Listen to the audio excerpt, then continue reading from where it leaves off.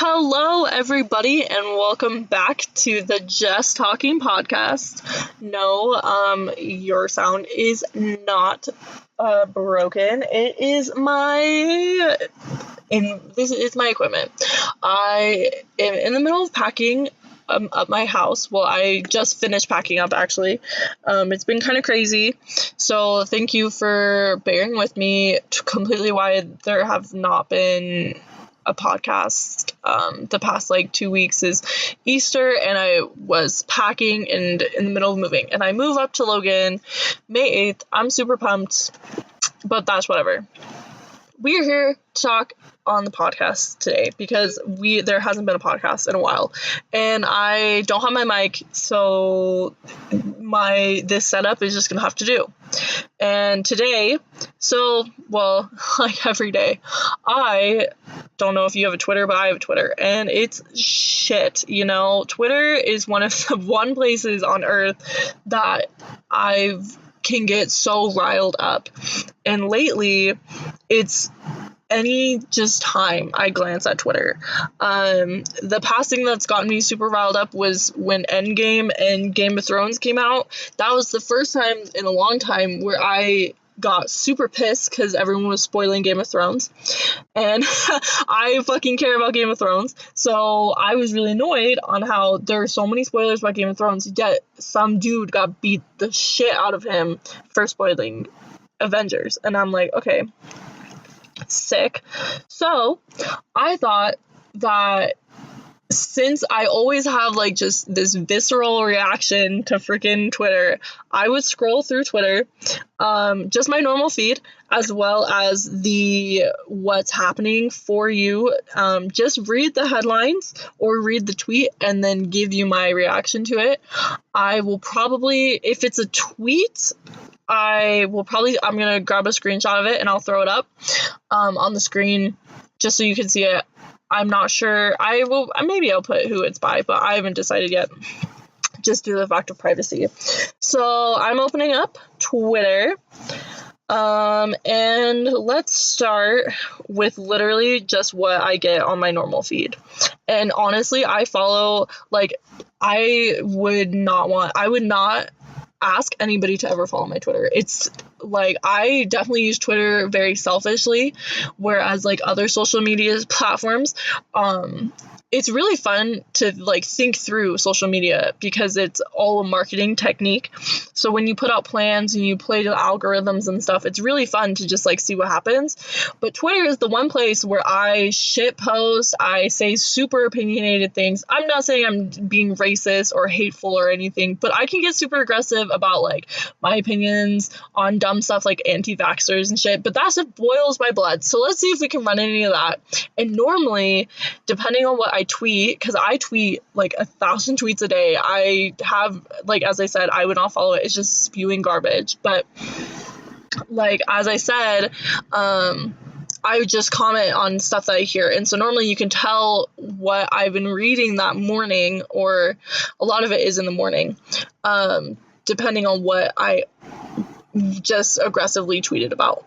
So a lot of it is I have some friends that are really funny and some YouTubers.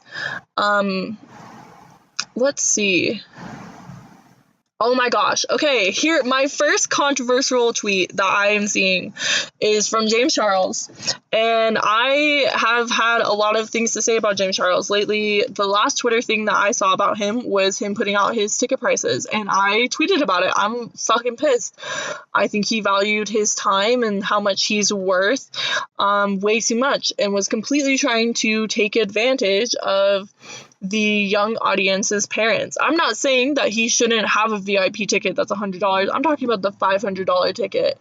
I mean, that's a little ridiculous. I get there's goodie bags, I get there's all this shit, but if you look back at what TanaCon brought us, it may have failed, but it also completely opened up the fact that these YouTubers, these people, they have networks, they have things that can make things happen pretty cheaply because they know that they're going to sell out or they're going to make way more than they need to spend. So I think he's completely taking advantage of the situation. But the tweet I'm looking at right now, I'm going to take a picture of it. The reason why it's controversial is because he was at the Billboard Music Awards, and there's this picture that was taken of him. I'm going to try and find the original later so I can post it next to this one. But oh my god, it looks like he got beat up, and he showed up, and he like tried to cover it in makeup. And here's the exact same picture, and he's posting it like, look at me, fucking no face soon. I think he is such a dangerous character. As time's gone on, I love him as a makeup artist, but I think he's slowly turning really toxic, which is really sad because he started off really great. So there we go. I follow a lot of the Kardashians on Twitter. So a lot of it is Kim. She posts about her daughter, obviously. Let's see. Okay. Shout out to Philip DeFranco. If nobody watches Philip DeFranco for news, I would. It's probably the most. It's like the least anxiety filled way to get news, in my opinion. And that is honestly, like, I will watch his videos at the end of the day, but then I'm also like, I'm online all day because that's my job. So I'm looking at news articles to pass the time. I'm Googling shit. Like, it's just the least anxious time to do that. Let's see. I found this tweet about Sonic that just says, how y'all movie making? Motherfuckers got millions on millions to do this shit, but what the hell?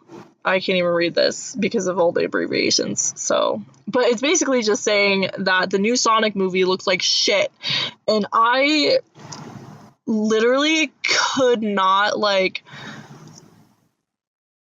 agree more. I don't like the Detective Pikachu thing.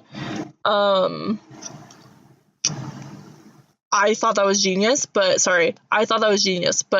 this Sonic trailer is like creepy. So I'm really interested on why they thought that would be like a cool thing, and maybe it's because like the Detective Pikachu thing is like going off, but dear Lord. Okay.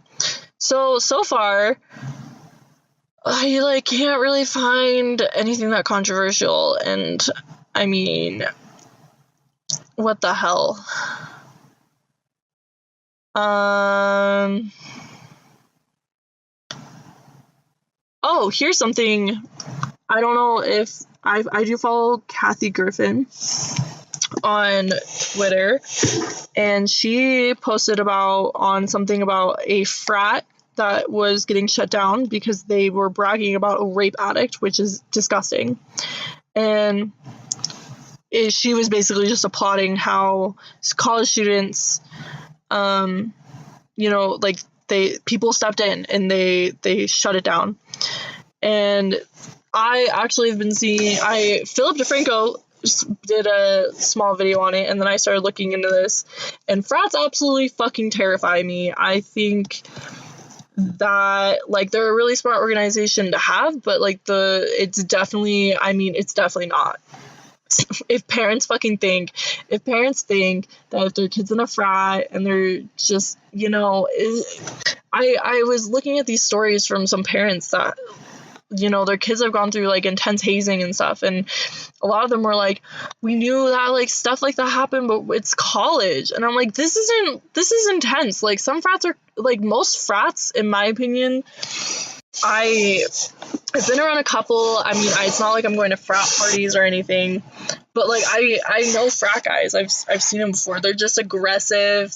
They're aggressive people, and I don't think I could survive in a sorority. So that's really all I have to say about that. But I really do think that this all of a sudden all this news about digging into frats and getting to the base of the sexual assault and trying to fix that is so important for college to become a safer environment, because honestly, college is so fucking terrifying. I didn't realize how scary it is because I didn't live on campus. But like when you're in that area, that situation, like at a party, you're on a college campus late at night with all of your classmates and stuff, like that can be really intimidating if you're a girl left alone with some really aggressive men, guys, you know. I'm sorry, but like it's just true, and it happens, and it's sad that it happens because I wish it didn't. I also that's all I have to say about frauds. Someone that I would suggest following on Twitter is Jenna Marbles' mom. She puts out wholesome content. Just loving her kid. Okay, literally, there's not much tea. I should have done this when I was looking through, and that morning I saw like Tana Mojo post about her boyfriend cheating on her and like crazy shit. So because I've only found like 2 or 3 tweets worth talking about. I could talk about the tweet that I tweeted this morning, actually. So this morning I saw an article. I scrolled through and then I stopped scrolling. But before I could stop, I could not help myself. But I tweeted, "Sorry, Taylor, you aren't Beyonce." And that's a jab to Taylor Swift because she recently performed somewhere. I cannot remember where, but like I was just like looking at this play-by-play, and it's literally exactly everything that Beyonce did for her Coachella's, like her entrance and stuff. And so I thought that was funny. I love like shitting on Taylor Swift. I know that's a really weird thing to say, but she's kind of an easy person to shit on.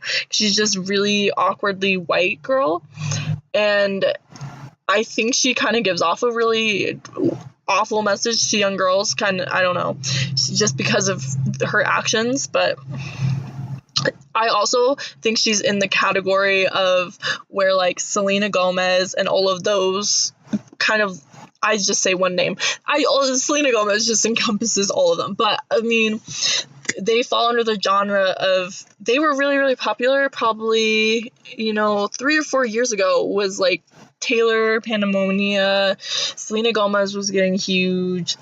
I don't want to say Demi Lovato because I think Demi Lovato is still, she's kind of fallen back, but I mean it's just like that range of kind of Disney feeling, because Taylor Swift isn't from Disney. But like the only exceptions that have really fallen out of the Disney feeling characters are like Miley Cyrus, obviously, but like those Disney Nickelodeon girls that became singers and shit, they all kind of fell back into this like hideaway category. So I think Taylor Swift's kind of done that, and with her comeback and this new song with Brandon Urie, which sounds like every other song to me, and then seeing that performance, I could not help myself but tweet something, and low-key was only for Maggie to comment on, but she didn't even comment on it because she probably just didn't comment on it because she knows I'm just said that as my opinion. So since like my normal feed doesn't have anything fucking crazy besides like, what the hell, like literally there's nothing, like normally there's always 2 or 3 things that will set me off, so I mean that's probably a good thing. So let's go to the trending page. Okay, felon arrest warrant issued for Offset over phone smacking incident. That's fucking hilarious. I actually remember hearing about that story to Property, and so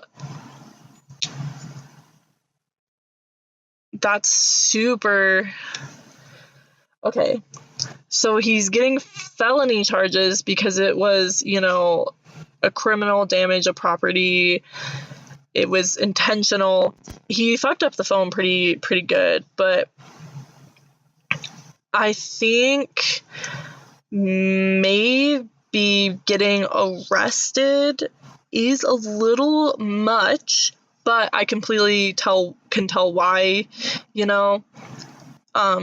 it happened. He fucking broke a fan's phone, and yes, I get that you should probably not be filming people in public, but maybe don't go, hey, get this out of my fucking face. The last thing he said, get the fuck out of my face, and just like, it looks like he took a box and just slammed this dude's phone. So what a fucking asshole. So, okay, Offset deserves at least some punishment. Joe Jonas and Sophie Turner got married. Hooray. Is there anything, like, worth dramatizing about?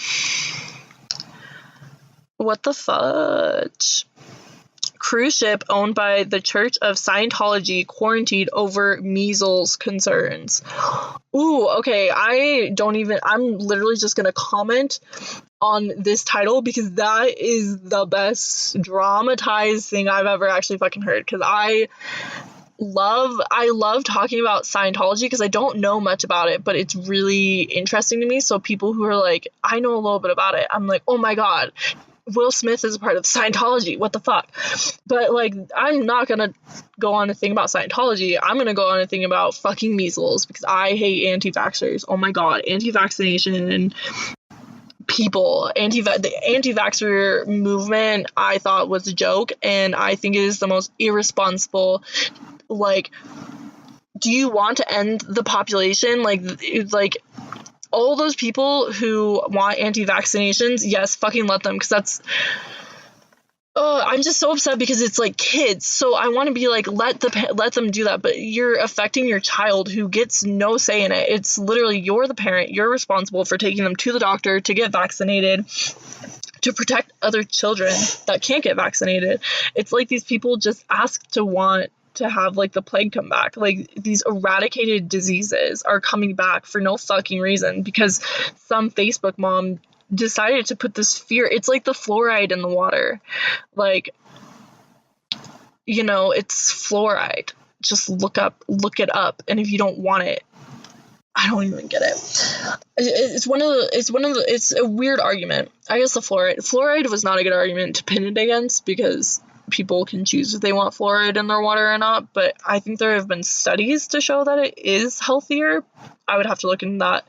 I haven't looked at. I remember Googling that forever ago and like reading a bunch about it. But I just remember leaving it being like, okay, that makes sense. I don't get why everyone's freaking out. But like with this anti-vaxxer thing, there's so much science behind it.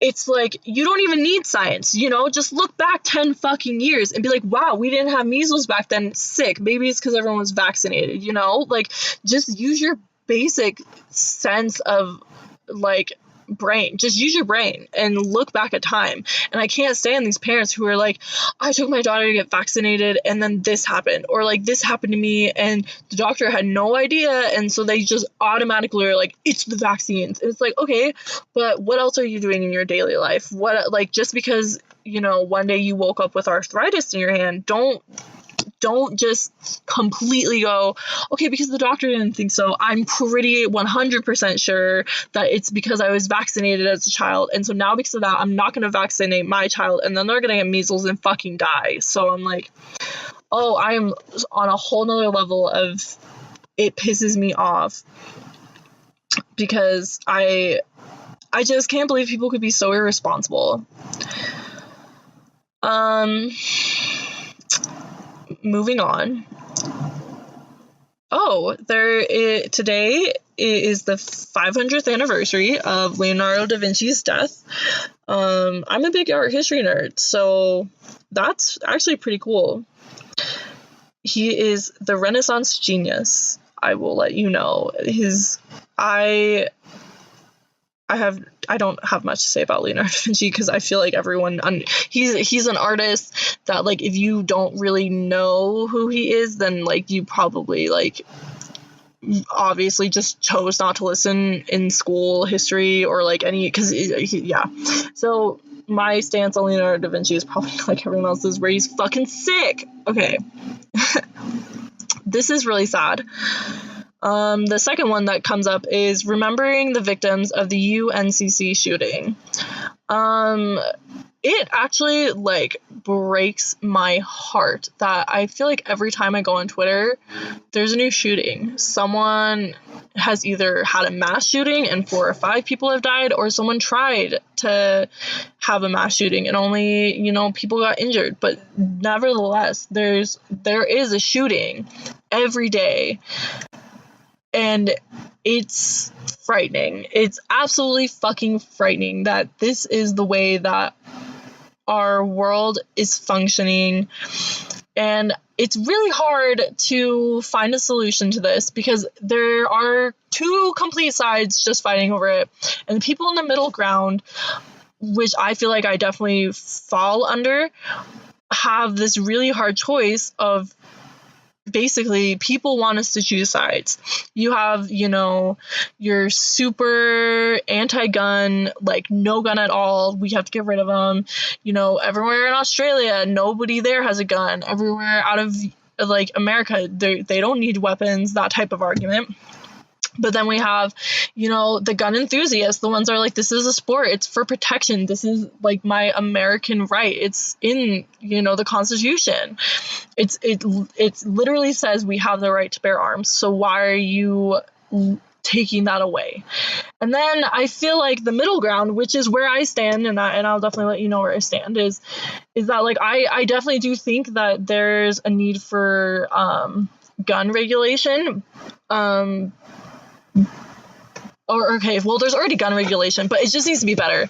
Basically what I'm trying to say is the system needs to change. I love guns. Guns are fucking tight. And I was really, really grateful to be raised in a household that taught me, a gun is a dangerous weapon. I was taught how to use one. I was taught how to, how to act when I go to a shooting range. I was taught how to shoot. I was taught serious gun responsibility. My dad and my brother, when he got a gun, they showed me how to care for it. They packed it away safely. That was also something really important, is that it was never presented to me in a very dangerous way. I knew that guns were dangerous, and I knew that they were meant to be a weapon, but my dad, I knew that the people taking care of them were responsible, and that I was taught how to handle this very serious weapon responsibly, which also gave me, like, as I'm about to turn 21,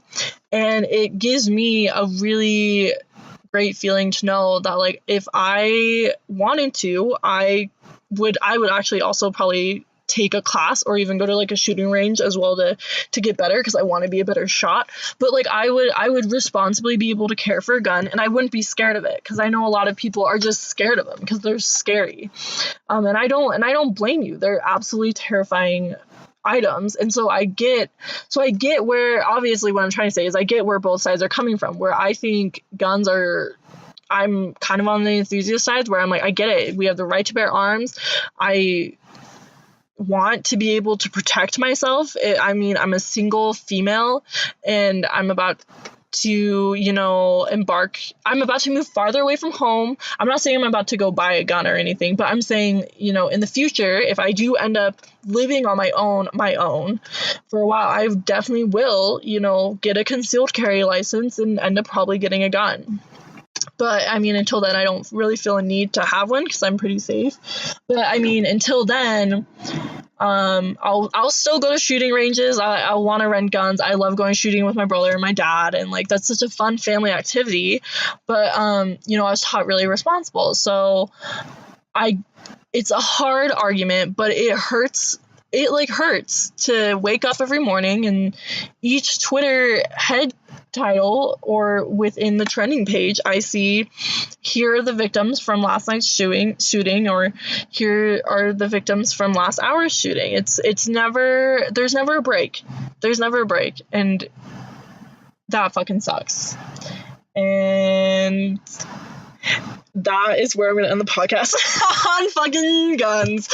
Okay, so anyways, thanks for listening. I know that this episode was definitely all over the place. Ooh, excuse me. So I definitely appreciate you guys listening. I will for sure have my podcast mic next week. This is the only episode that I swear will fucking sound like shit. So I'm so sorry, but thanks so much, and tune in next weekend. And yeah, like and subscribe below. Peace.